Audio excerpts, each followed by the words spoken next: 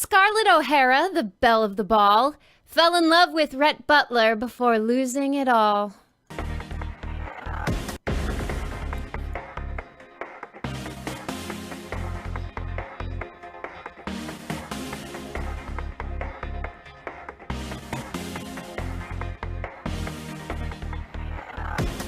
Hello and welcome to... Oh, we're coming in again. We love that song so much. We're gonna hit it so many times. But today, episode 9 of Talking Pictures Alliance. Hello, everybody. Welcome back. Today, we're talking about Gone with the Wind. And hello, Jeff. Welcome. It's been a while. How have you been? It's been a while. It's been good. I've been real good. Kristen, I haven't done half as much stuff as you've done over the last 4 weeks. I mean, running a 5K, traveling across the country, doing all this cool stuff. I've got a sick dog, so I'm just dealing with my sick pup. But man, you're a world traveler.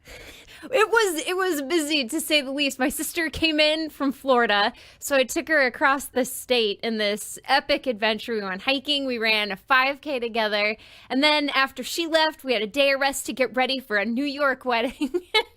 Across the country we went back, but we've had time to sleep, had time to read Gone with the Wind, had time to watch Gone with the Wind.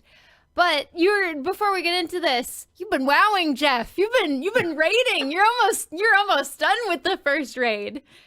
That's right. Playing World of Warcraft like crazy. Like I said, I got a sick dog, so my dog kind of just sleeps next to me and doesn't require a whole hell of a lot of attention right now. So, just helping him out and helping out my eye level, just playing some World of Warcraft. I mean, Kristen, talking about needing time, I think that Gone with the Wind in general, that might be a subtitle to this film. You need a whole hell of a lot of time to watch this 4-hour movie. And then, I mean, you even read the book. That's nuts. Yeah, they joke about it being a doorstop book because it's so big and so freaking long. But to its credit, this is one of the best film versions of a novel I've seen. It really does a great job. The movie is enhanced by this book. But let's go over a brief summary of Gone with the Wind, because this is an oldie. 1939 it was released, and it's a lot more, I think, than what we see pictures of, because it's mostly Rhett and Scarlett embraced in some fiery kiss or something, but it's so much more than that. It follows the story of Scarlett O'Hara, who is upper class in the antebellum South. And then the Civil War sweeps in, completely destroys her way of life, and she has to rebuild and kind of reset who she is and what she's capable of in the Reconstruction era. And through all of this, the conflict is kind of driven between her love for a man named Ashley Wilkes, who she can't have, and this torrid affair with he's described as a pirate-looking guy named Rhett Butler. And through this, she finally discovers her emotions, in a sense, because she's not a dumb character, right? No, I don't think she's dumb at all. I think it's actually the opposite in this film. I mean, it's super strong leading cast. I mean, the cast itself, all the personalities are crazy strong, and I think that's why we have so much of the drama that unfolds throughout the 4-hour movie. I read a really great review this week that was talking about Gone with the Wind that said, it's 4 hours, and at the end you feel like you can't take any more, but you also feel like you got exactly what you wanted. I mean, it's an interesting thing. If you haven't watched the movie, you may not understand what I'm trying to say or what that review is trying to say. But I think that at the end, you're tired, but you feel like you got just what you needed. Yeah, exactly. And maybe the open ending is what lends itself to that, right? Because it's grand costumes, grand sets, grand story. And then at the end, it's open. Does she get back with Rhett? Does she not get back with Rhett? Does she survive? Who knows? I mean, honestly, I think she survives and she keeps being as boisterous as she's been, but does she get back with Rhett? I think the answer to that one lies in if Rhett's truly destroyed or not. Right.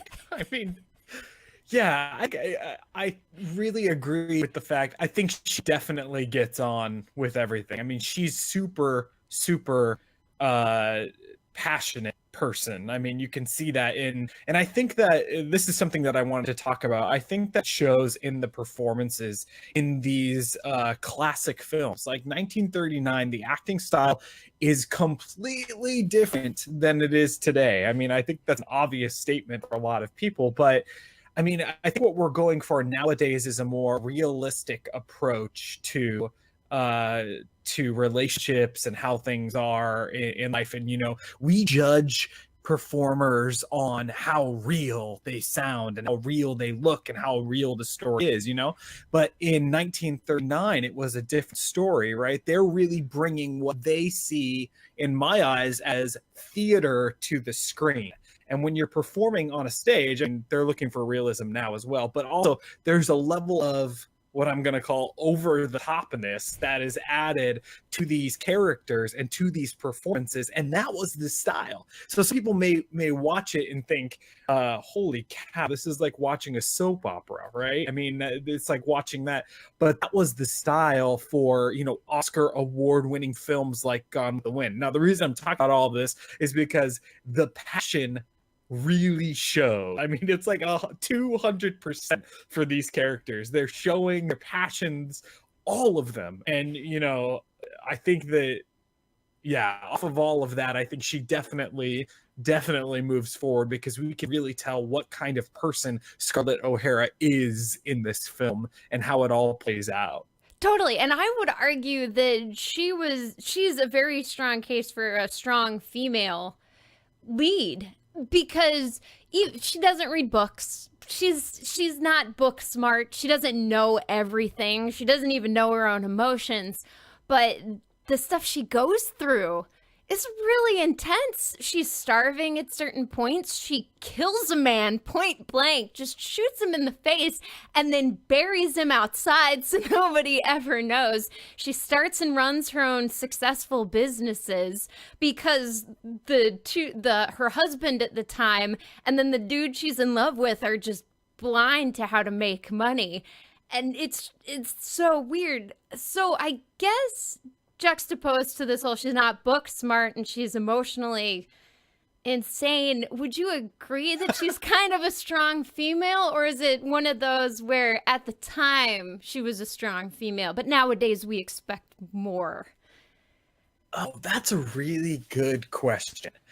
I think there's a whole lot of this film. And I mean, even if you don't watch it and you just look up, Gone with the Wind and what people think about this film, there's a lot that people think differently today than they did in 1939. I mean, that's clear, definitely with, I mean, we're coming up on what, 80 years or something crazy on this movie. So things change. And I do think that she is a strong female character in this movie. Obviously, nowadays we're looking at strong female characters like Wonder Woman, right? I mean, that's probably a product of our generation as well. I mean, we want flashy, crazy, my strong female character is one that can, beat up everybody and, lives on an island with a whole bunch of other strong female characters. But in 1939, it was real different. And I do think that at that time, there's more than just a romance going on here, especially for Scarlett O'Hara, right? I mean, it's a story of survival.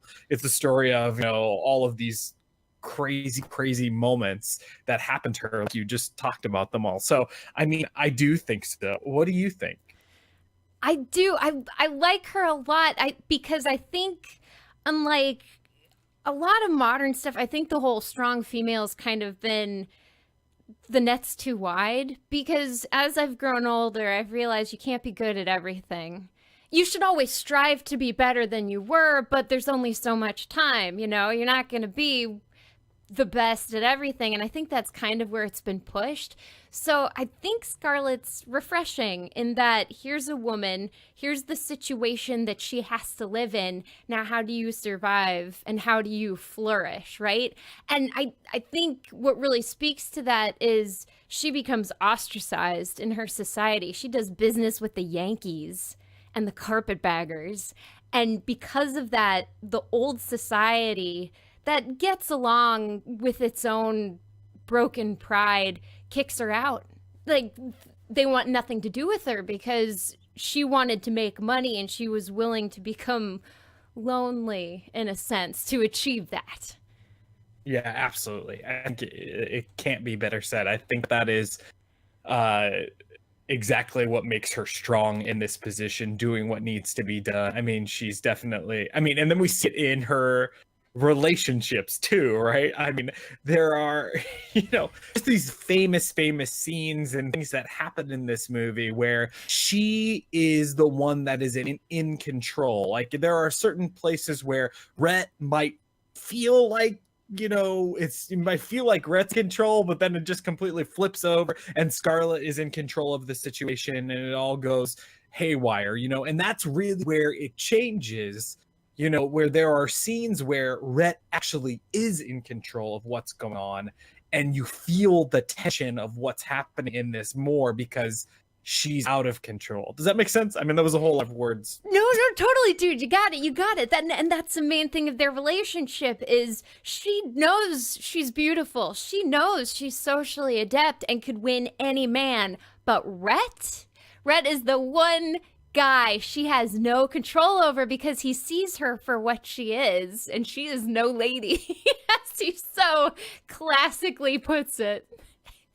Yeah, it's great. I mean, the interactions between them are really, really great. I like it a lot. I mean, and then we can segue into like the setting of this film. Like 1939, the cinematography for this film is something that cannot go unappreciated. I mean, the fact it takes all of these chances with, the burning of Atlanta and how crazy that is. And when you watch that, like, it's a still camera shot of buildings burning down and stuff. They're actually burning buildings down for this. I mean, that's a huge chance. I read an article that said the director thought it would be great if they burned old movie sets. So they took the King Kong set and burned it down for this film. And people were calling the fire department, like, because they thought it was an actual fire, because it was an actual fire. And it's crazy that we're talking about this like it's, so out of the box to actually have something like that happen. But yeah, and it cost $25,000 to film that scene. I see you put here, Kristen, that's $440,000 today to just film this one scene. I mean, back then, that was insane, and I think that's what caught a lot of people's eye. Yeah, and I think, too, didn't it lead to just the explosion of the epics, like Cleopatra, for instance? I mean, that so much money went into Cleopatra. So with this one, what's your favorite big scene? And I think it's funny that we're talking about this, too, because with the computer graphics coming in, we don't get these big things anymore. The spectacles are kind of gone. Yeah, things that actually impress me more, the big scenes, are the little nuanced things that they had to do. I mean, probably the most famous scene is when Rhett is walking down the stairs and out of the house, and, he says, "I just don't give a damn," and then he walks out of the front door, and he disappears into the smoke, right? That is real. Like, they had to fill that set or wherever they were when they're filming that. I'm assuming it's a set, but it could have actually been like a house in the front yard with actual fog that was thick enough to create that effect that he just kind of disappears off into the distance. I mean, those are the types of things that impress me more with this film. And there's a lot of that stuff going on where you're thinking, wow, they worked really hard in 1939 to make that happen. And nowadays, we just take that stuff for granted, right? I mean, you watch a scary movie and there's some smoke and they're like, oh, they had a smoke machine. And, they just put some stuff out there. No, they had to work for this stuff. So I think even more than things like the burning of Atlanta, those types of things, those things really stand out in my mind because I'm looking for them as I watch this movie. Totally. And I think other shots that aren't ignorable that really kind of speak to the imagine are those sweeping shots where the camera zooms out and you get their silhouette on these backgrounds. And I think there are 3 moments when that happens. You have the first one where it's Scarlett and her dad looking over Tara. You have the one right before the intermission when Scarlett says, by God, she'll never go hungry again. And then at the end, when Scarlett's kind of back at Tara in that same position where she was with her dad, but now it's just her and the life that she's built herself and the future she's going to hope to achieve. And it's just so stark, right? With the black right over these colorful scenes. And are they matte? Are they actual scenes on green screens that are projected there? I couldn't tell. It was beautiful. Yeah, I love how they frame those silhouettes. I noticed the same thing as I was watching it, right? I mean, these moments, I'll never go hungry again, right before intermission, it just shows the silhouette on this like gorgeous, colorful backdrop. This is also, right when color is becoming like a real thing in films. And, it's getting brighter, it's getting more vibrant, it's getting all these things. So directors are using this tool to create bookends for Gone with the Wind. I mean, this film had a couple of directors actually, but the one part of it, I mean, man, those silhouettes look so good. And I almost see that as, what makes this film art in a way. And I think art is whatever you want it to be. And for me, I think that those portions of the film really stand out as artistic. And I think it's really great because I don't often see that in film where I recognize, oh, that's a really artistic moment right there. Because a lot of these movies, like we're talking about when it comes to, Wonder Woman, and for Wonder Woman, I'm just raking it over the coals right now. It's a great film. But it's like all of this is happening and I don't ever stop to say to myself, oh, that's super artistic, and I'm wondering your opinion on that, Kristen. Do you think that you see that as often in film today? And would you like to? Do you agree? What do you think? Oh, fun thought. I think it depends on what kind of movies you watch, to be honest, right? Because there's a flourishing art film scene, and then there's popcorn flicks, if you will, that they're just, they're good enough and they're fun, and that's all you want. But I know when I sit down to watch those Oscar-worthy films, I have to mentally get ready because those art films are typically just so jam-packed because to me, an artistic film is one where everything is there with a purpose. There's no fat, no extra stuff. It's all there, and it's done purposefully. The lighting, the sets, the lines, the stories, the edits from the novel that made it versus the changes. And yeah, it's just such a beautiful film. Like you were saying, their use of color, it's like they couldn't get enough of it. Her dresses, everyone's dresses, the outdoors, the indoors, the sheer opulence of what they could create. Yeah, and her dress apparently is the most famous movie artifact of all time. Her green dress. I mean, I guess it's a matter of opinion, but I guess it's highly stated that it is one of the most famous movie artifacts of all time. Wait, her curtain dress? Yep. It's so hideous. It's so hideously gaudy. It's got those huge, curtains is the perfect way of saying it. I mean, if you're gonna draw a curtain, you'd have those curtain puller things. You know what I'm talking about? And Yeah. those are dangling on the front of her dress. I mean, curtains is a very good way of saying it, but it's super famous. I mean, the costumes are incredible in this film. The whole, and that's a quality thing. I think from 1939, there was no cheap way of putting a curtain dress on the screen, right? You had to actually build it and make it legitimately. Nowadays, there are movie magic secrets and people are, making things look like they shouldn't be, but with props and stuff like this. And I'm sure there was some of that in this movie as well, but I think that kind of boils over into it. So speaking of all of these visuals, Kristen, how do you think, because you did read the book, how do you think the book's visuals relate to the film? Do you see this world in the book? Have they done a good job of translating it over as far as the visuals go? Yeah, it's one of the best film versions of a novel out there.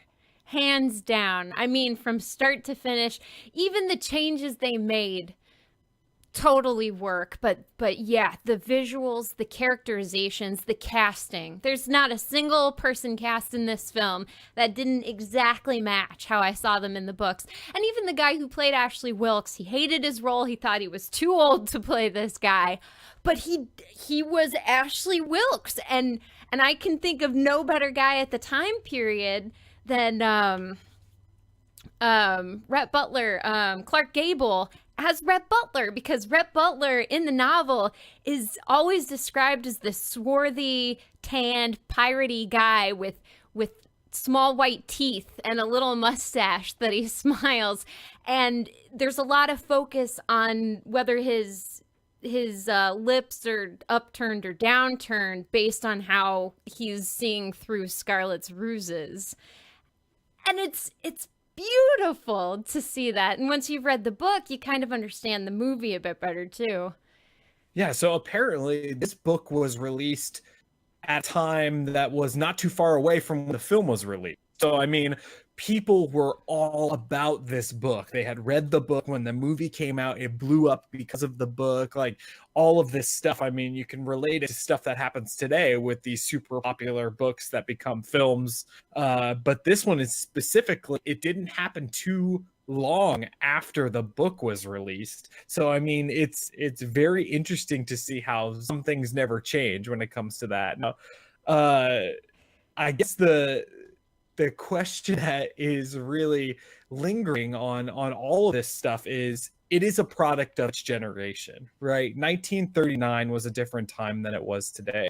And there were a lot of things in this film, and I'm sure, Kristen, you can speak to about the book as well, that are sort of hard to watch. And I think a lot of it is contributed to race in this film. You know, in 1939 it was a different time period, and all of that. So there are a lot of people that think that a film like this shouldn't be praised. It shouldn't be put on a pedestal because of those issues when it comes to those types of things.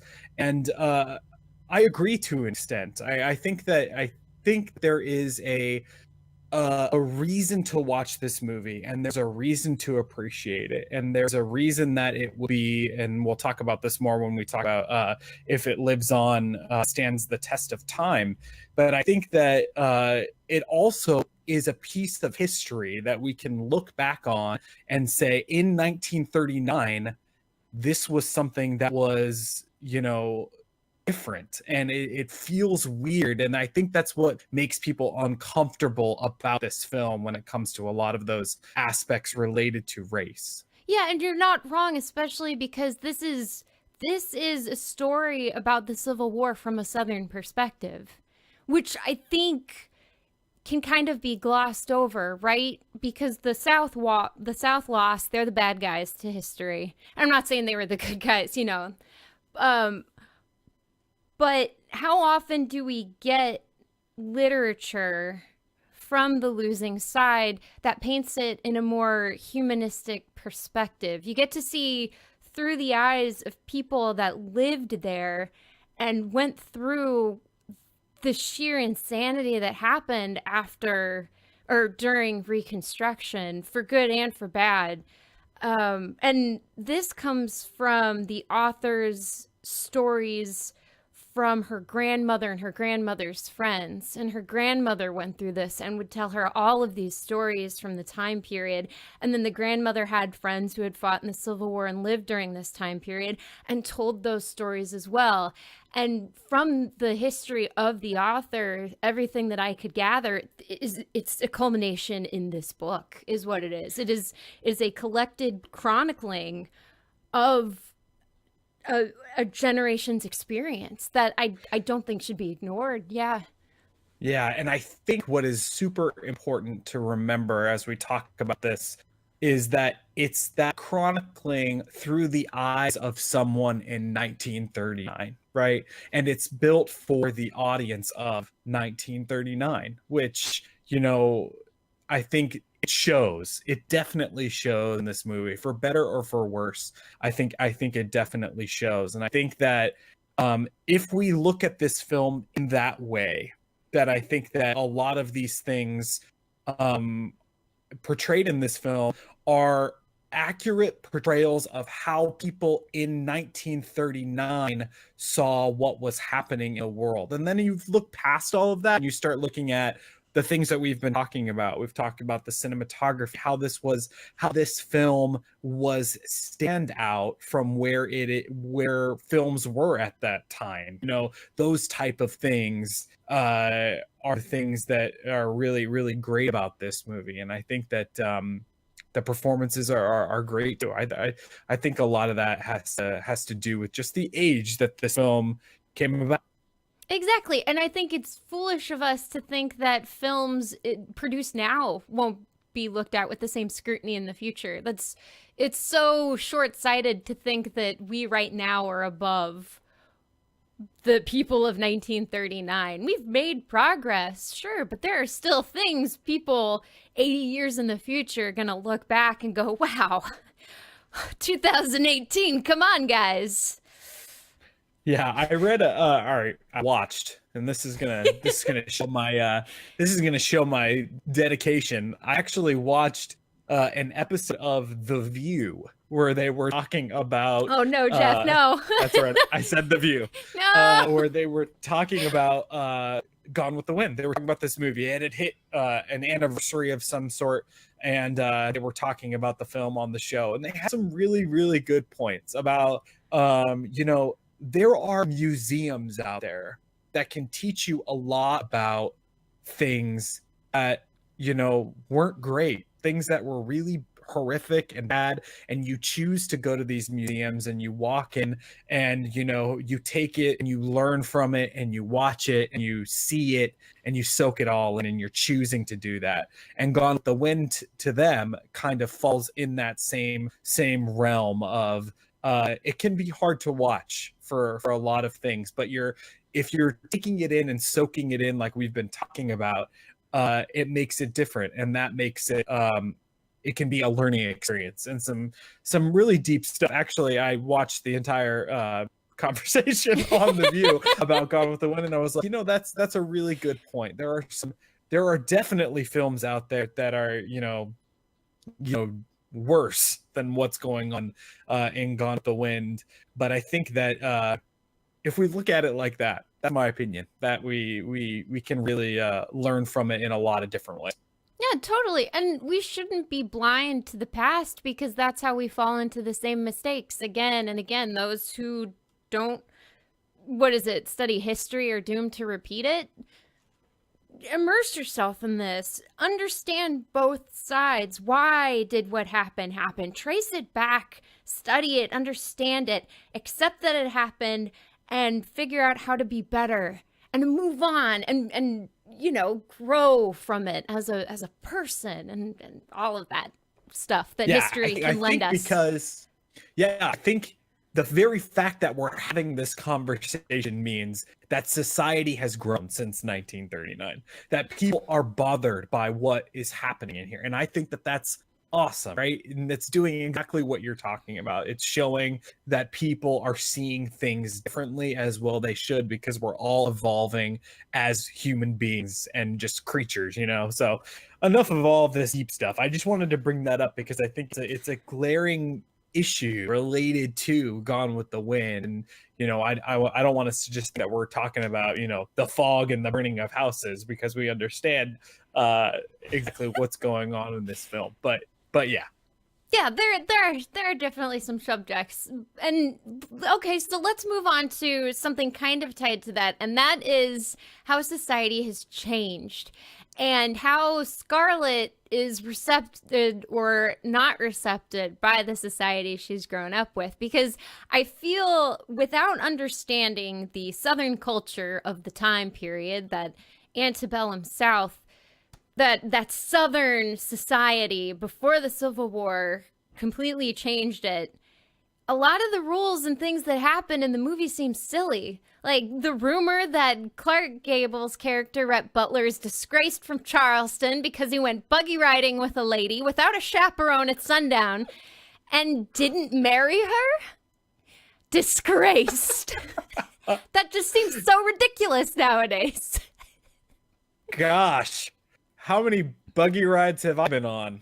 Right? It's no chaperones. The lady was probably not home before sundown, and you're supposed to marry a lady at this point back then. But it has to do with honor, right? And back then, there's no way to make sure a kid is yours. A kid's not yours. So you want to make sure, to the best of your ability, that those children are your heirs and not someone else's, kind of a thing. I think that might be what it stems from, but Yeah, I think there's a lot of stuff that's related to that family honor, keeping intact your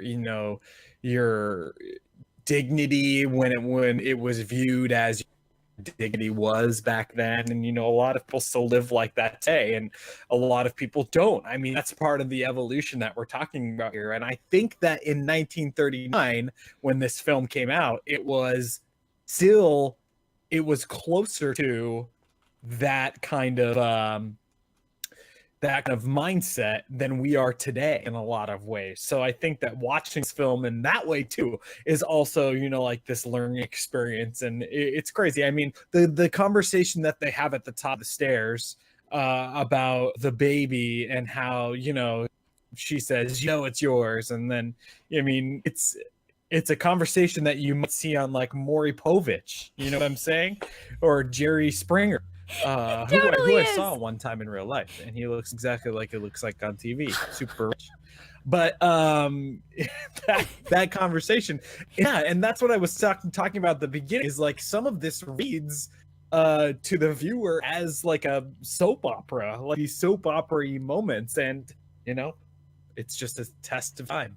right. Okay, so speaking of that, Scarlett and Rhett's relationship.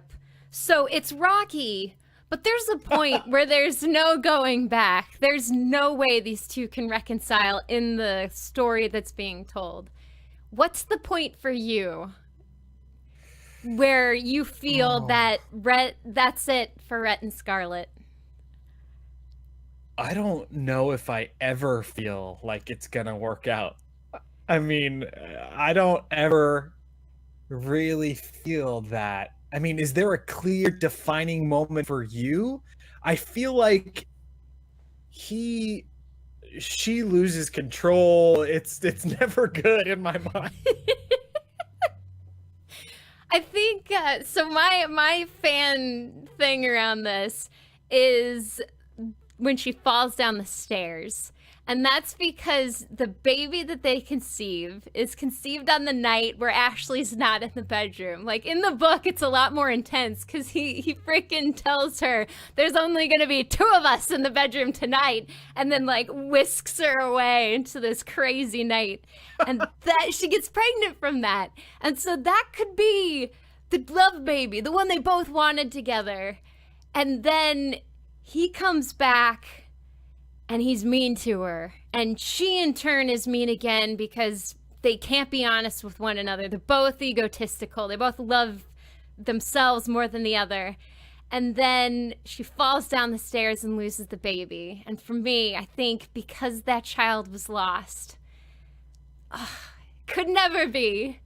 So he says to her, correct me if I'm wrong, because I watched this a couple weeks ago, and it's forever long. He says to her, how could you forget any of the details? I hope you don't have an accident. Yeah. Right? Doesn't he say that to her? He totally does. And in the book, he straight up says, I hope you miscarry. Or just straight up, I hope you have a miscarriage. Jeez. And then in the scene, it almost looks as though he kind of aids her in falling down the stairs. Yeah. Is that given in the book? I mean, is that... She goes to hit him, and he naturally steps out of the way because you don't want to get hit. and the angle she was at, she slips and falls down the stairs. It wasn't anything super malicious on either part. Well, maybe Scarlett's part. Okay, I remember debating with that scene in my mind, like, wait a second, did he just push her down the stairs? And then the story goes on, right? I mean, it's unfortunate, a lot of unfortunate things happen after that scene, but still, like, the story continues. And I think it would have gone a real different way if he had actually pushed her down the stairs. So it's bothering me because I'm thinking, wait, and I actually rewatched it. In the movie, it's not clear. Maybe they left it unclear on purpose, right? Because how does that change the story if he pushed her rather than step out of the way? Because it happens so fast. It does. It happens fast. That's what I'm actually glad to hear, that in the book they make it seem as though he got out of the way and he's not, in his mind thinking, oh, if I dodge this way, she'll fall down the stairs, kind of thing. I'm glad to hear that, actually, because it kind of makes more sense with the movie as it goes forward. Totally, because it's clear they still care for each other-ish. I mean, but this brings in Melly. She's such she's not a throwaway character, but I think because she's so pure, the impact she has on the lives of these two people, because the entire culmination, the climax at the end of the story is her death. And, like, Bonnie Bluebell dies. Okay, Scarlett has an abortion because she miscarries. She doesn't have an abortion, but she miscarries a child. That's not the end of the book. But Melanie dying, and it ends there. What are your thoughts about that? So I think you said it really well. Like, she is like this pure character, right? That comes and kind of gets dropped in the middle of this crazy situation, and it kind of makes us think that there's no room for this type of a character inside of this crazy story that we're hearing. And I think that we almost think, yeah, like that's what happened, because she is this, different type of personality that gets dropped in this. I mean, I don't know what I'm trying to say. What I'm trying to say is, like, and then you're supposed to, because of the open end and because of the whole way that the film ends, is this just going to continue going on, like this craziness? Is something else going to get dropped into this story and then die? You're not wrong, because that ending, it ramps up. It doesn't stop. Like, everything's kind of fine and long-winded, and then it just steam engines forward as fast as it freaking can. Now, how did that feel to you? Did it feel natural, or do you feel it was rushed? I do feel that it's kind of rushed, right? It all kind of comes off at the end. I always wonder stuff like this, like, oh, shit, our movie's 3 hours long. We better wrap this thing up. We got to get these important points in there. She's in, she's dead, she's out, we're going, we're moving, and credits. Yeah, beautiful. That's a wrap. We'll take it. That's something I wanted to actually talk to you about, is the credits, right? Because this is something that is different than films we watch today. And if you've ever watched what I'm going to call old-timey film, you notice that the credits and stuff roll at the beginning of the film. And I think that it takes a certain amount of patience that I find myself having to create in my mind when I'm watching these credits, right? Because I'm expecting these types of things to be at the end of the movie. But then again, it adds another level of creativity to it, because they're setting the scene in the background. The score of this film is really stellar. It's very good, full on orchestrated. I mean, it's really great. So if you take the time at the very beginning to actually take your time, watch the credits, listen to the music, and then throughout, and I'm thinking about the music in the middle and the end, and the music is very well done. It is beautiful. Yeah, and you're right with the swelling orchestrations, and of course it plays at all of the dramatic moments, really sticking it there so you remember it. And maybe like we were talking about earlier, these are stage actors. Vivien Leigh did not enjoy making this film. She hated making movies with this, and she wanted nothing but to go back to the stage.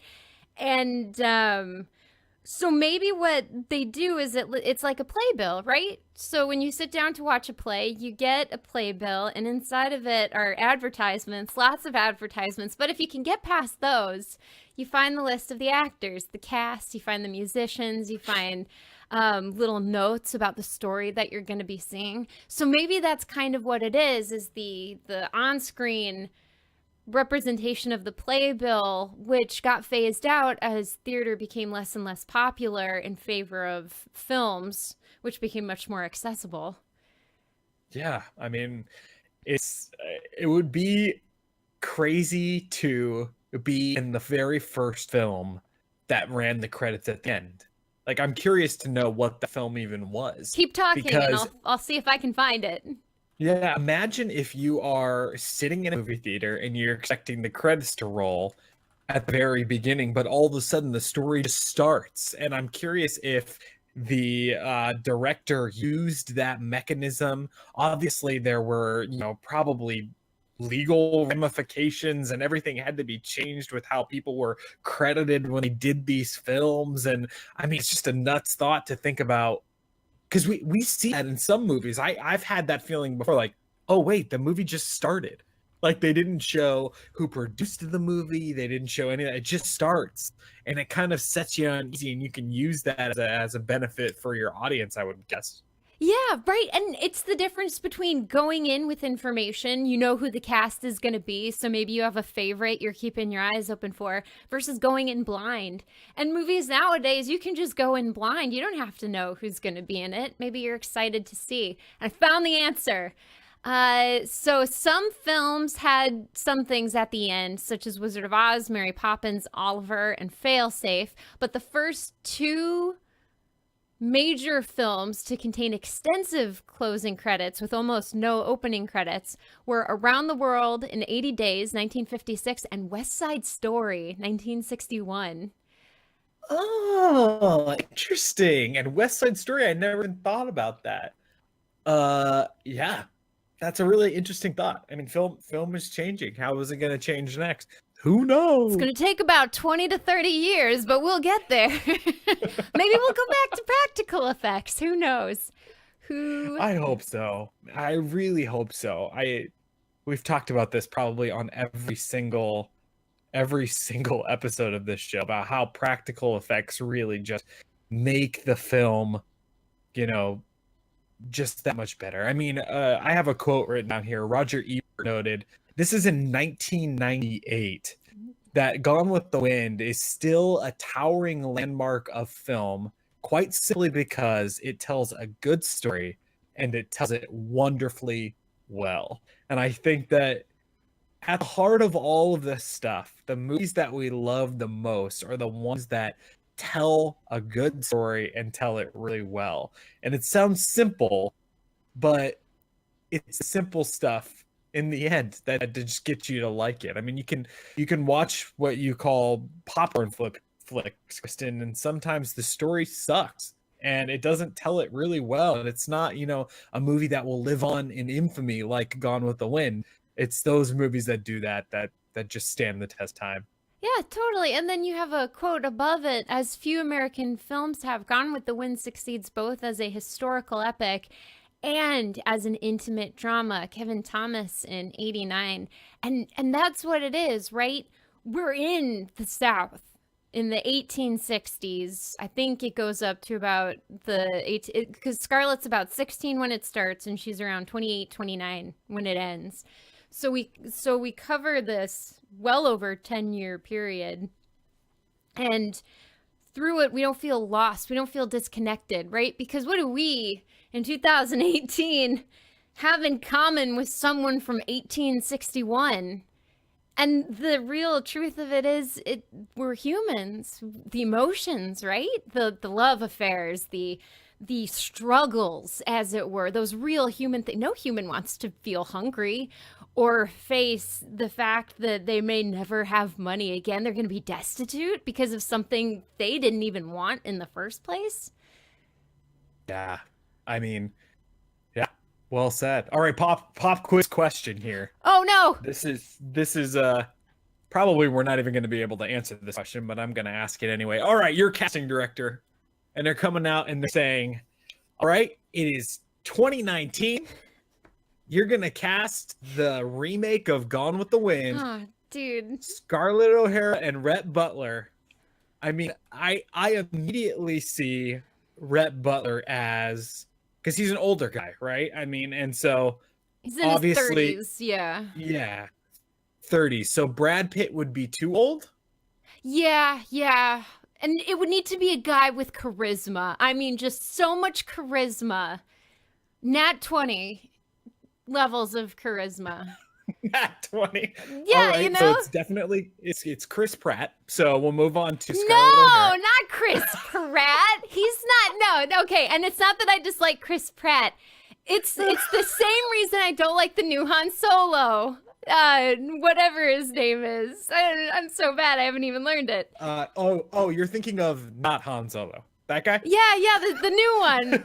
It's because when they look at the camera, there's none of that I might have sex with you look. No, this is so basic.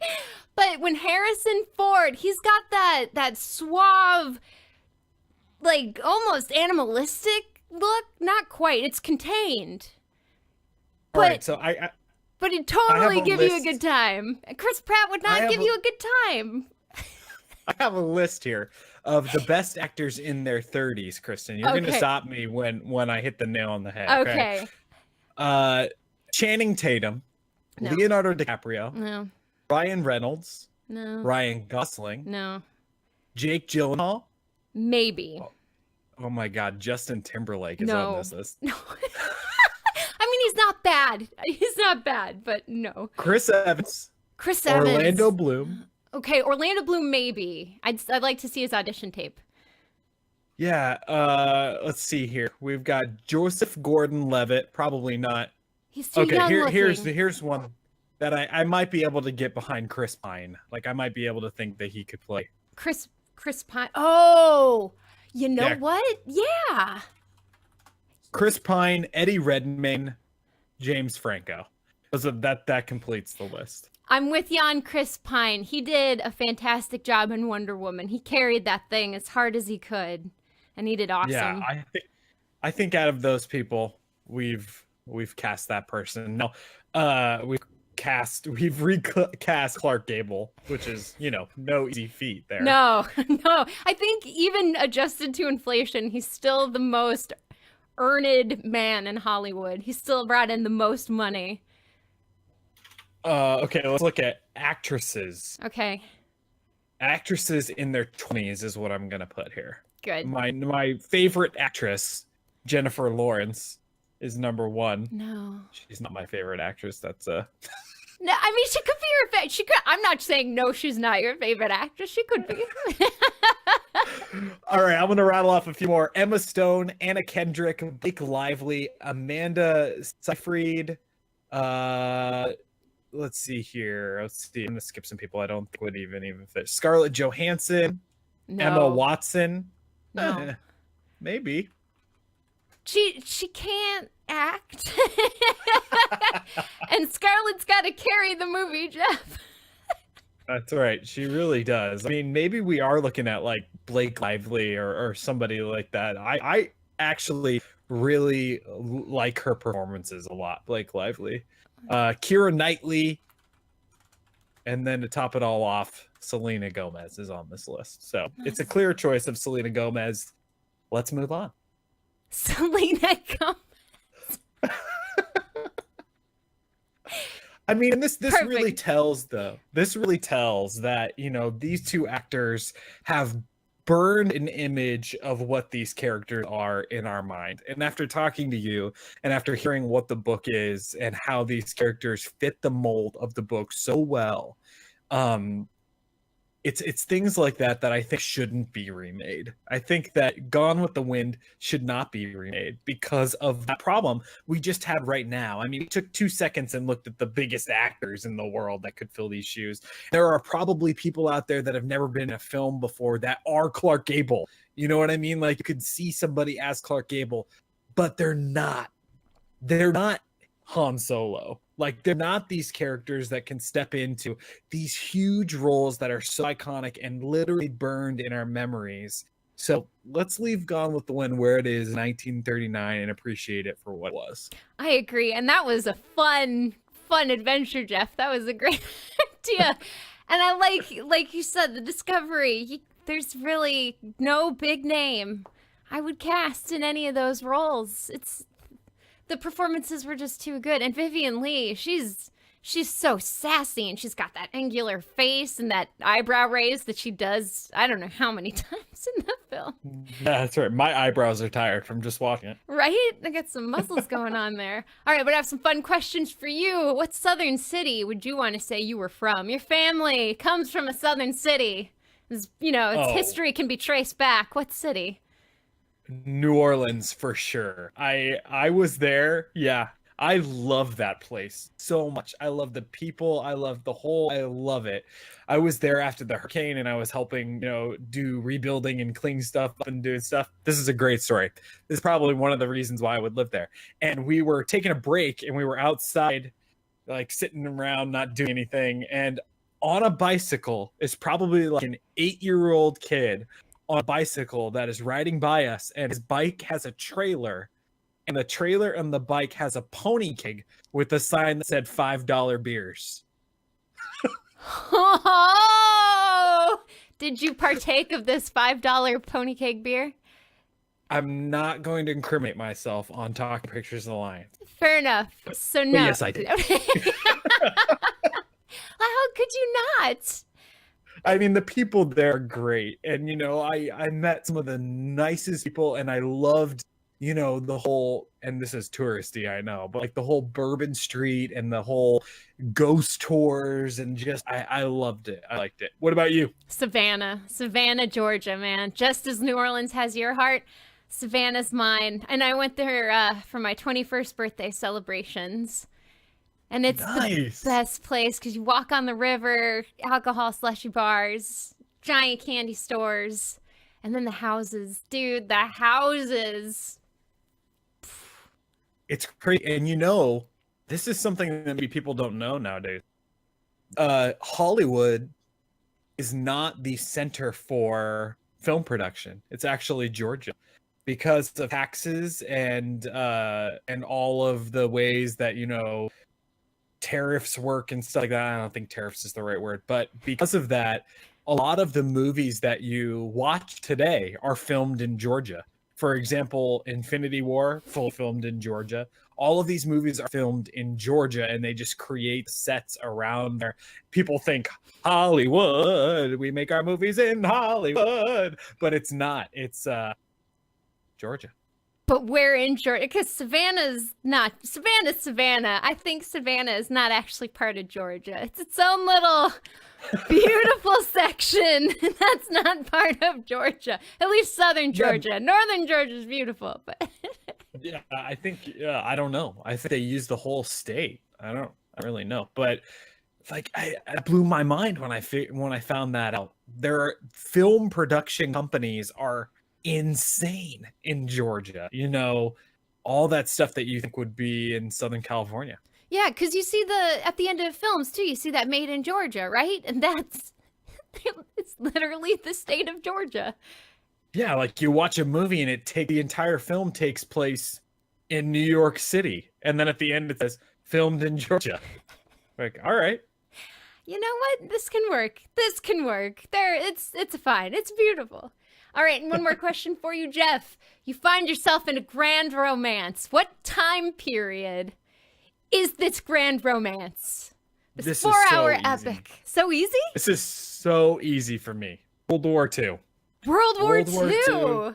The whole, it's so easy for me. I just think that is such a romantic time period in my mind, is World War II.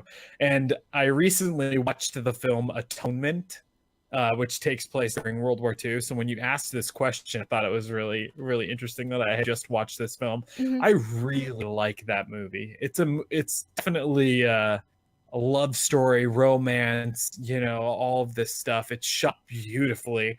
For a while, I think it may even still have the longest single camera shot in a feature film without cutting away. Really? Longest moving camera shot in a feature film without moving away. And it actually takes place in Dunkirk. They do this crazy camera shot that goes all the way around this thing, and it goes on and on and on, and it doesn't cut away, and they didn't use effects to make it happen. So but it's a romantic film. So I think, yeah, World War II for sure. That's awesome. And then what country are you part of? Well, I think the American love story is just so interesting because of the way that the Americans came into the war and Mhm. all of this, and like how it was portrayed on all of these different sides. And then of course there's always the romantic aspect of, a soldier carrying around a picture of his girlfriend or wife or fiance. I mean, it's yeah, it just doesn't that is solidified for me, that I think that's a great scene for something like that. What about you? Oh, this so I love the South, so I would absolutely choose a big Civil War thing. But since that's the movie, I've always loved the sad stories where the woman rises to power, but she has to say goodbye.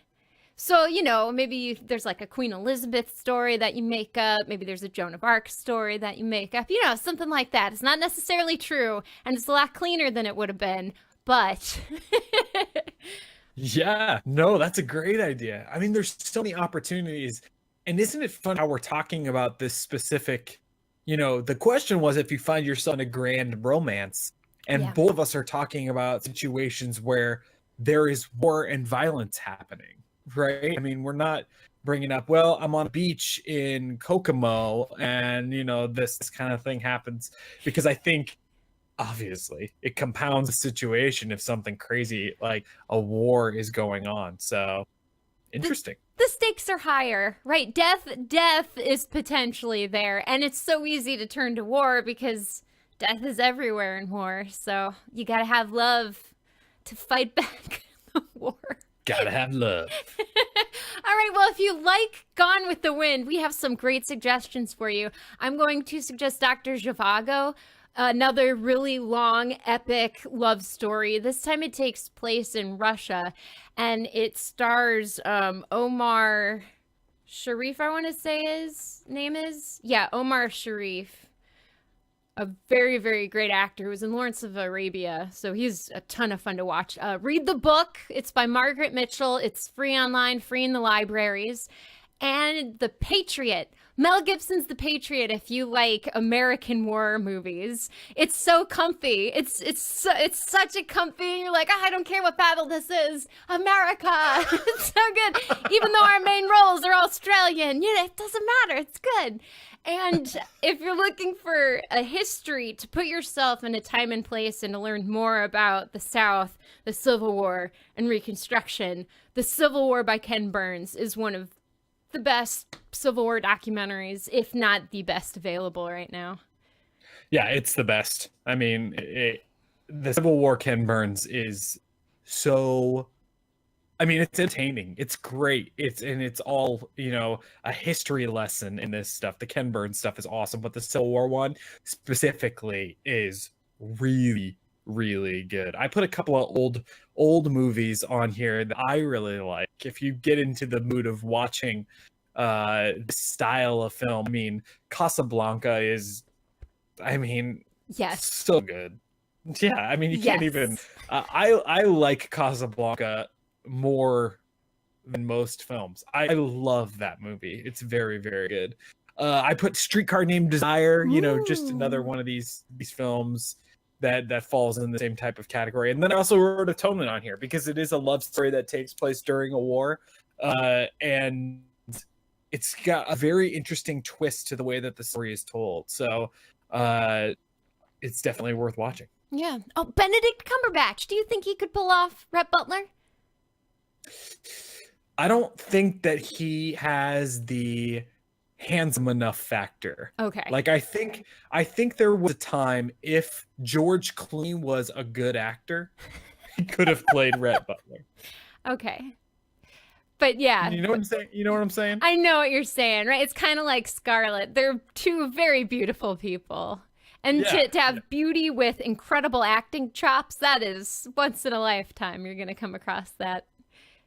For the most part. You know. Absolutely. All right, Jeff. Does Gone with the Wind stand the test of time? I mean, the answer is yes, because it's 2018 and we're talking about a movie that was made in 1939. You know, and we talked about it before. It is a film that should be studied for so many different reasons. And I think that it will always be the subject of conversation because of the subjects that it brings up and the things that people talk about. And what better can art do than get people talking? And people have been talking since 1939 about Gone with the Wind. So my answer is definitely yes. It is a museum of film. Beautiful. And what's next, Jeff?